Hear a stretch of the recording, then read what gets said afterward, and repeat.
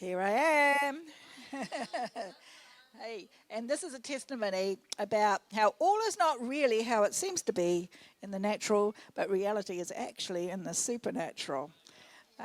Um, the proverb that I held on to through this, one of them is the blessings of the Lord make rich, and he adds no sorrow to it. Amen. So I was born in New Zealand. My parents worked very hard for what they achieved. They built an empire, and kudos to them. However, it certainly took away from family life.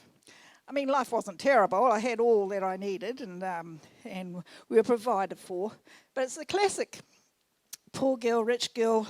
How does it say? Poor girl, rich girl scenario. Yeah, there was no relationship between us, the family, and our parents because they worked day jobs and built the business in their spare time. Consequently, something had to go by the by. And as we grew into adulthood, relationships became strained between them and the children, particularly between the boys and our parents. I have two brothers and one sister. And it seemed the boys got all the attention, and Mum backs that up by saying they did, and we girls got the crumbs.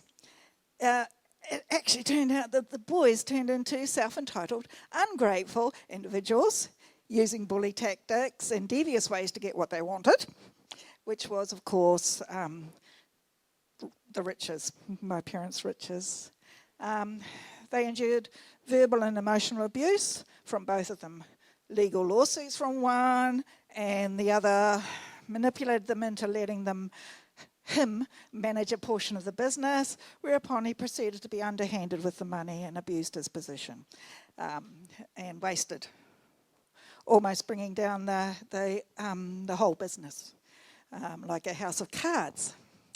Now, through this, I supported my parents through the ups and downs, going back to New Zealand to help straighten out the books, support where I could in the office work, cleaning and maintenance, and just lending my hand to whatever I was pointed at.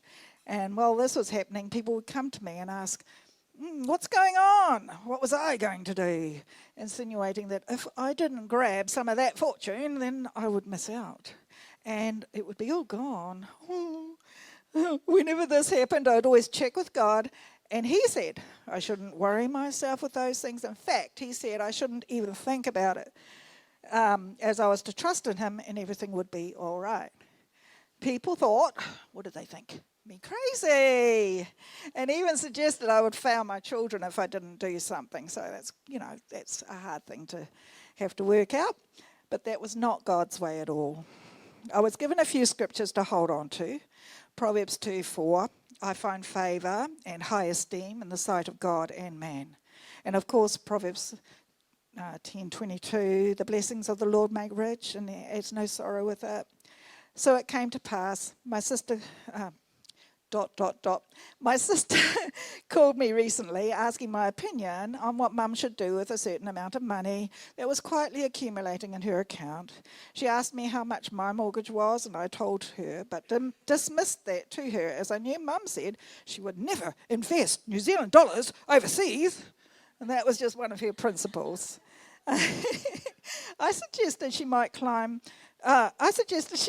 on a world cruise or buy another apartment building, maybe buy a zoo, and other things, and happily went on my way. About a month later, my sister rang me asking me if I had looked at the emails from my mum's solicitor. I had not. I don't look at emails. I just collect them. So I did look, and it was a proposition that Mum pay off my mortgage, to which I said, yeah, now, amen. And to make the pot sweeter, that wasn't anything to do with any kind of inheritance. That was just sent out of the kindness of her heart to me. So that's bonus. And I'm so pleased that the Lord directs my footsteps.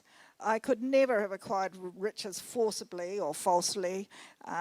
Even if she had not paid the mortgage, then Philippians 4:12 says, I have learned the secret of being content, whether living in plenty or in need. So, rest assured, God knows. He says, I know the plans I have for you.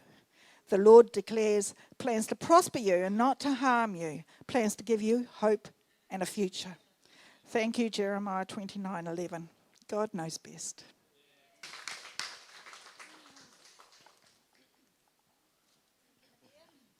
That's lovely. That's fantastic. Hey,